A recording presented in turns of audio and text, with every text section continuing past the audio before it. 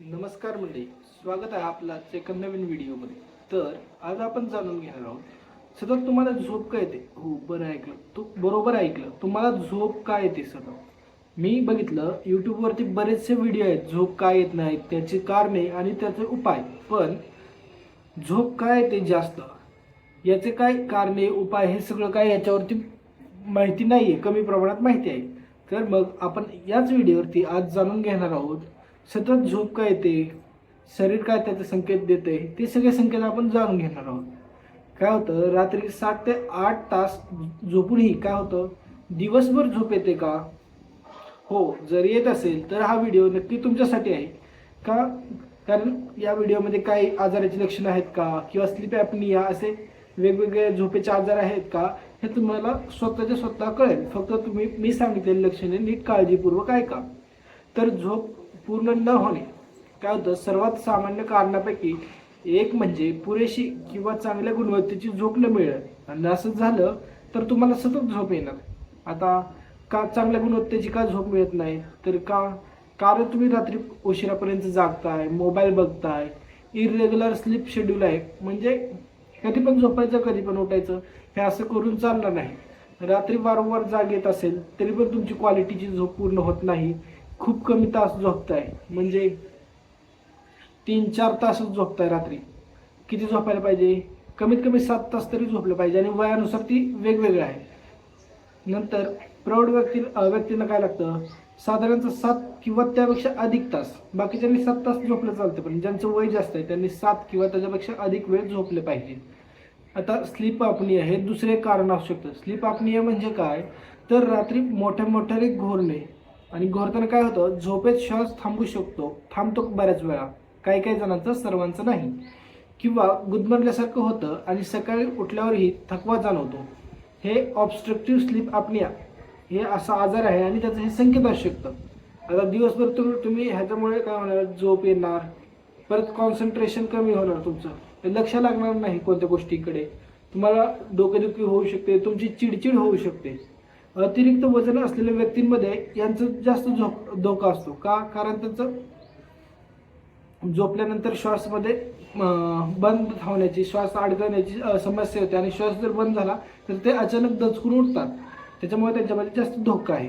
नंतर ॲनेमिया किंवा त्याला आयरन डिफिशियन्सी, म्हणजे शरीरामध्ये आयरन म्हणजे लोहाचे प्रमाण कमी झाले असं म्हणतात. रक्तातील हिमोग्लोबिन कमी झाल्यास काय होतं, शरीराला ऑक्सिजन पुरवठा कमी होऊ शकतो. कारण रक्तामध्ये काय असतं मंडळी, हिमोग्लोबिन नावाचा घटक असतो. हिमोग्लोबिन हा काय करतो, आपल्या शरीराला सर्व रक्तामधून तो फिरत असतो, आणि तो सगळीकडे ऑक्सिजन म्हणजे प्राणवायू देण्याचं काम करतो.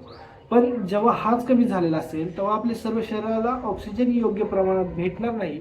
आणि जर ऑक्सिजन नाही भेटला मंडळी तर तुम्हाला माहिती आहे, थकवा येणार, अशक्तपणा येणार, चक्कर लागणार, तुम्हाला दाब भरणार, दम भरणार, सतत त्वचा फिकट पडणार, पांढरसर दिसणार, जास्त झोप येणार. विशेषतः सतत थकवा असल्यास डॉक्टर काय करतात, कम्प्लीट ब्लड काउंट ही टेस्ट आहे. याच्यामध्ये तुम्हाला तुमची काय आयरन स्टडीज आहे, म्हणजे त्याच्यामध्ये हिमोग्लोबिन काय आहे ते कळेल, आणि हिमोग्लोबिनमध्ये मग कळते तुम्हाला काय झाले कारण.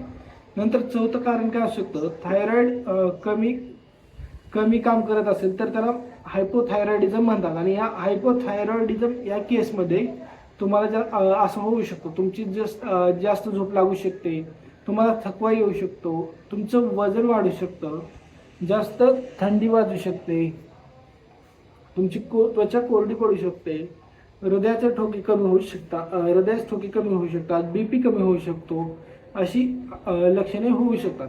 यासाठी काय करायचं, आता आपण थायरॉइड वय झाले का, तर झालं असेल तर ते कसं ओळखायचं, यासाठी TSH नावाची टेस्ट असते. त्याला TSH म्हणजे थायरॉइड स्टिम्युलेटिंग हार्मोन, आणि आवश्यक असल्यास इतर थायरॉइड टेस्ट देखील केले जातात. हे कोण ठरवणार तुम्हाला तुमच्या कोणत्या टेस्ट करायचं, तर तुमचा तो डॉक्टर ठरवणार. कसं ठरवा, तुमची कंडिशन बघून, तुम्हाला कोणत्या समस्या आहेत, तुमचं वजन कमी झालंय का वगैरे, हे सगळी माहिती डॉक्टर बघणार आणि तुम्हाला सांगणार. नंतर 5वं कारण आहे म्हणजे डायबिटीज, शुगर, साखर, मधुमेह ह्यांच्या समस्या काय होतात, ब्लड ग्लुकोज खूप जास्त किंवा काही परिस्थितीमध्ये खूप कमी झाल्यास थकवा आणि झोप येऊ शकते. आता डायबिटीज सोबत जर तुम्हाला जास्त तहान लागत असेल, वारंवार लघवी लागत असेल, जास्त भूक लागत असेल, वजन कमी होत झालं असेल, यांसारख्या अनेक अनेक तक्रारी असतील, अचानक तुम्ही बेशुद्ध पडला असेल, यांसारख्या अनेक तक्रारी असतील, तर तुम्ही त्वरित हॉस्पिटलमध्ये गेलं पाहिजे. तुम्ही काय केलं पाहिजे, गरजेनुसार फास्टिंग ग्लुकोज आणि HbA1c तपासले पाहिजे. मग त्याच्यावरून डॉक्टर योग्य ते निदान करेल आणि त्याच्यावरून तुम्हाला कोणत्या गोळ्या औषध दिलं जाईल ते तुम्ही तुमचा डॉक्टर ठरवेल. नंतर काही औषध घेत असाल तुम्ही आणि त्यांचे साईड इफेक्ट म्हणून देखील काय होतं, जास्त झोप येते. आता कोणते औषध घेतल्यामुळे जास्त झोप येते, तर उदाहरणार्थ ॲलर्जी मेडिसिन घेऊ शकतो आपण.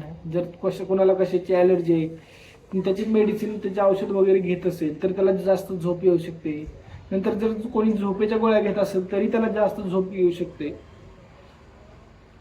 एखादं खूप टेन्शनमध्ये, अँझायटी, डिप्रेशनमध्ये, आणि त्यामुळे तो त्याच्या गोळ्या घेतोय तर त्याला झोप येऊ शकते जास्त. एखाद्यानं आता आपण वाताची व्याधी बनतो आयुर्वेदानुसार, म्हणजे मॉडर्ननुसार सारखं दुखतं, कुठं ना कुठं दुखत असते जॉईंट्समध्ये. त्याच्यासाठी जर त्या गोळ्या घेत असतील तर त्याच्यामध्ये देखील होऊ शकतं, त्याच्यामध्ये होणार. त्यामुळे काय केलं पाहिजे, औषध स्वतःहून बंद करू नका, अजिबात बंद करून चाललं नाही. औषध घेतल्यानंतर जर झोप जास्त येत असेल तर डॉक्टरांचा सल्ला घ्या नक्की. डॉक्टरांना सविस्तरपणे सांगा, हे मी घेतला, अगोदर मला एवढी झोप येत नव्हती, पण आता हे औषध घेतोय मी तुम्ही दिल्यापासून आणि त्याच्यापासून मला जास्त झोप यायला लागली. नंतर 7वं कारण काय असू शकतं, मानसिक ताण, डिप्रेशन, अँझायटी. काय होतं, मेंटल हेल्थ समस्यांमध्ये झोपेच्या पॅटर्नमध्ये बदल होऊ शकतात. आता कसा बदल होतो हा झोपेच्या पॅटर्नमध्ये, तर काय होतं, सतत थकवा येऊ शकतो, जास्त झोप लागू शकते. जर मोटिवेशनची कमी असेल, एकाग्रता कमी असेल तर ही लक्षणे दिसू शकतात. अजून काय दिसू शकतं का, आवडत्या गोष्टींमध्ये रस कमी असतो. मानसिक ताणतणाव, अँझायटीमध्ये हे आळस म्हणून दुर्लक्षित करू नका तुम्ही, कारण तुम्ही नीट लक्ष ऐका. तुम्हाला जर जास्त झोप लागते, फक्त आळशी माणूस असं समजू नका. योग्य तो आहार घ्या.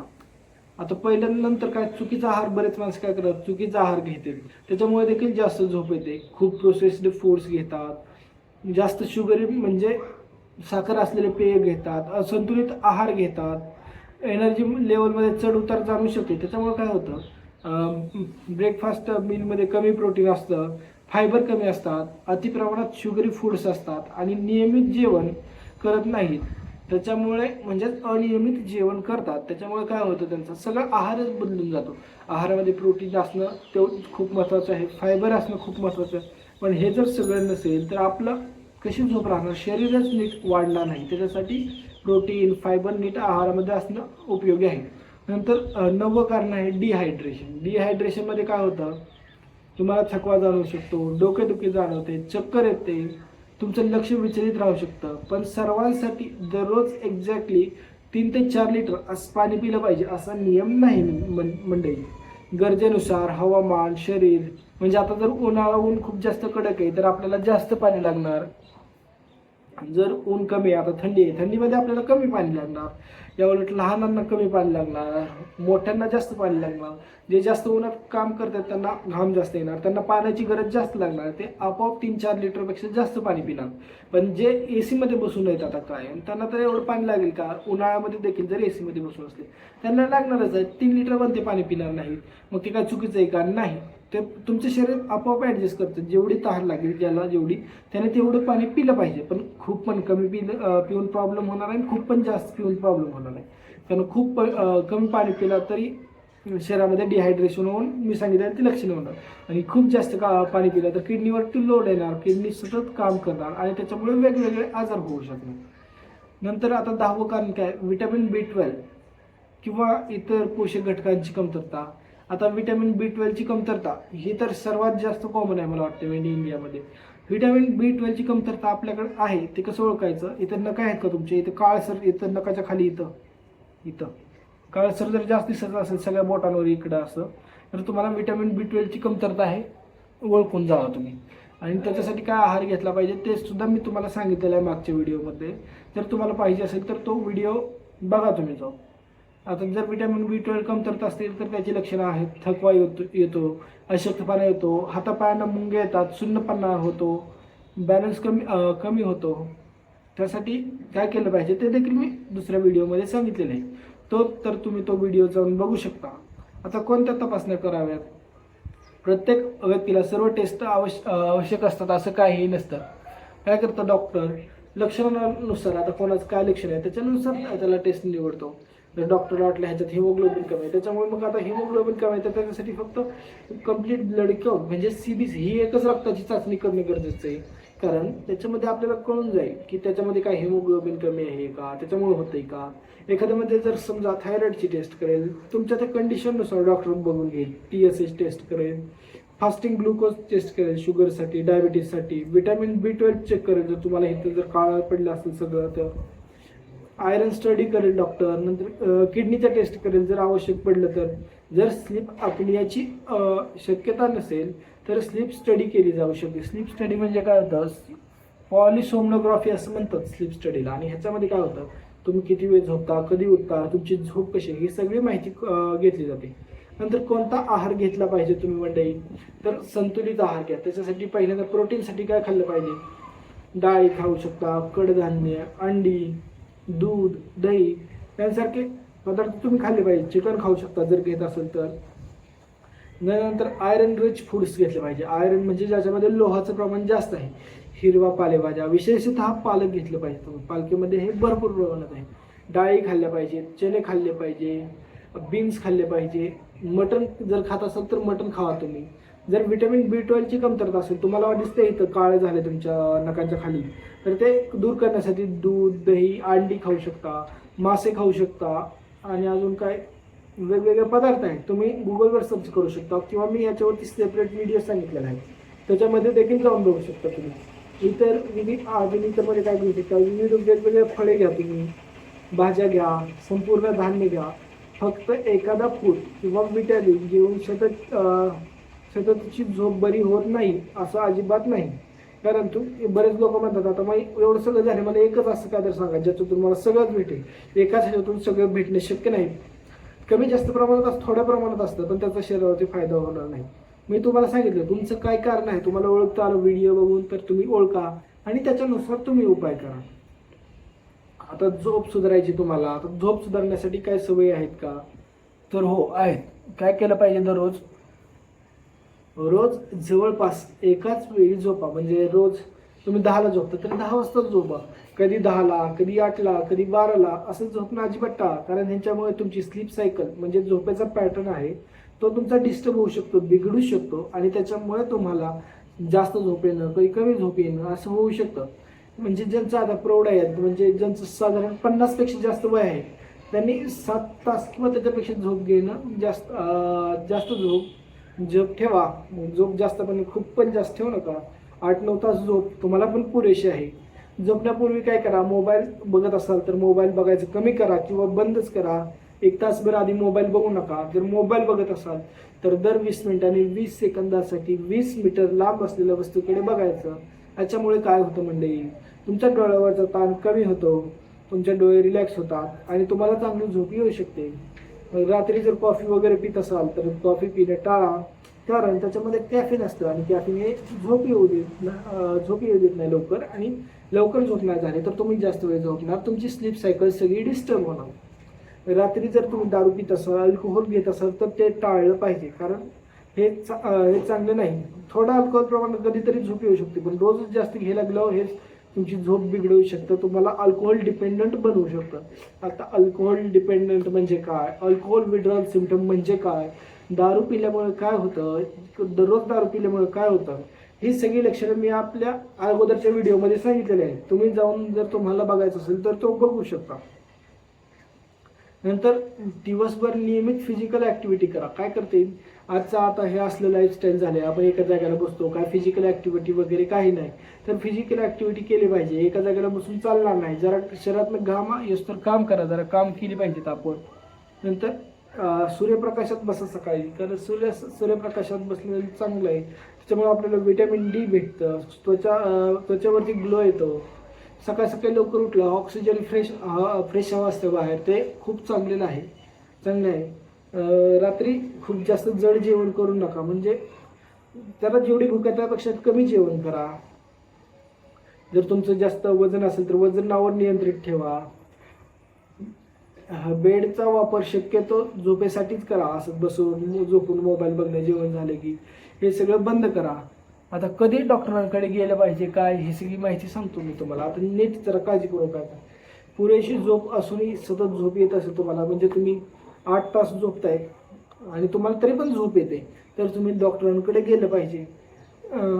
काम किंवा अभ्यासावर जर ह्याचा परिणाम होत असेल झोपेचा, म्हणजे जर एखाद्याचं काम आहे पण त्याला आता झोप नीट सतत झोप येते, त्याच्यामुळे जर त्याचं काम नीट होत नसेल तर त्याने हे डॉक्टरांकडे गेलं पाहिजे. आता वाहन चालकांना तर हुलकी देत असाल, हुलकी लागत असेल तर अजिबात वाहन चालवू नका, कारण ॲक्सिडेंट होण्याची शक्यता असते. आजकाल आपण बघतो बरेच कमी वयात भरपूर जण देवाच्या घरी चालले जातात. हे करून चालणार नाही आपल्याला. मोठ्याने घोरत असाल तुम्ही, रात्री श्वास अचानक थांबत असेल तर तुम्ही डॉक्टरांकडे गेलं पाहिजे. कारण काय होतंय, हे धोक्याच आहेत. म्हणजे जर श्वास तुमचा अचानक थांबला, एकदम दचकून माणूस होते, काय कळत नाही, भिलेला असतो तो अशा परिस्थितीत, आणि त्याच्या शेजारी जे कोण झोपलेला असेल तर त्यालाही त्याची भीती वाटते. अचानक खूप जास्त झोप येऊ लागली असेल तरी पण डॉक्टरांकडे जावा तुम्ही. जर झोप पण होते आणि वजनात पण खूप मोठा बदल झाला, आता झोप पण वाढली आणि वजन पण खूप फास्ट झपाट्याने वाढायला लागले, तर तुम्ही ही लक्षणे अजिबात दुर्लक्षित करू नका. त्वरित डॉक्टरांकडे जावा आणि डॉक्टरांकडे तपासणी करून डॉक्टरांकडून योग्य ते सल्ला घेऊन तुम्ही बरोबर उपाय घेऊ शकता. डॉक्टरांकडे स्वतः कोणतीही गोळ्या घेऊ नका, स्वतः कोणतेही औषध घेऊ नका. कोणत्याही मेडिकल वाड्याकडे जाऊन असं हे जास्त दिवस औषध घेऊ नका. थंड तापाच्या गोळ्या ठीक आहे 1-2 दिवसासाठी, पण जास्त वेळ म्हणजे दीर्घकाळ चालणाऱ्या गोळ्या अजिबात घेऊ नका. आणि विशेष सूचना मी सांगतो, जर वाहन चालवत असाल तुम्ही आणि वाहन चालवताना जर डुलकी येत असेल तर त्याच्यामुळे तुम्ही गाडी चालवू नका, कारण हे खूप रिस्की आहे. वाहन चालवताना काय होतं, झोप येत असल्याचा वाहन चालकाने साईडला येऊन गाडी थांबवा आणि तिथं थोड्या वेळ झोपा आणि मग फ्रेश तोंड वगैरे धुवून चहा वगैरे पिऊन तुम्ही गाडी चालवू शकता. एक्सेसिव्ह डे टाईम स्लीपमुळे काय होतं, अपघाताचा धोका वाढू शकतो. हे झालं आता सगळे मॉडर्ननुसार माहिती सांगितली. आता आयुर्वेदानुसार काय सांगितले, तर आयुर्वेदामध्ये सांगितलेलं आहे कफ प्रकृती म्हणजे ज्याच्यामध्ये कफ दोष जास्त आहे अशी प्रकृती, त्यांच्यामध्ये त्यांना झोप येणार, हे नॉर्मल आहे. काय येणार, त्यांनी कफचं गुण आहे, त्याच्यामुळे झोप येऊ शकते तुम्हाला. लक्षण मुळचणं, स्थिर कफ, गुरुमंद, हे कफचं गुण आहे, त्याच्यामुळे तुम्हाला झोप येऊ शकते.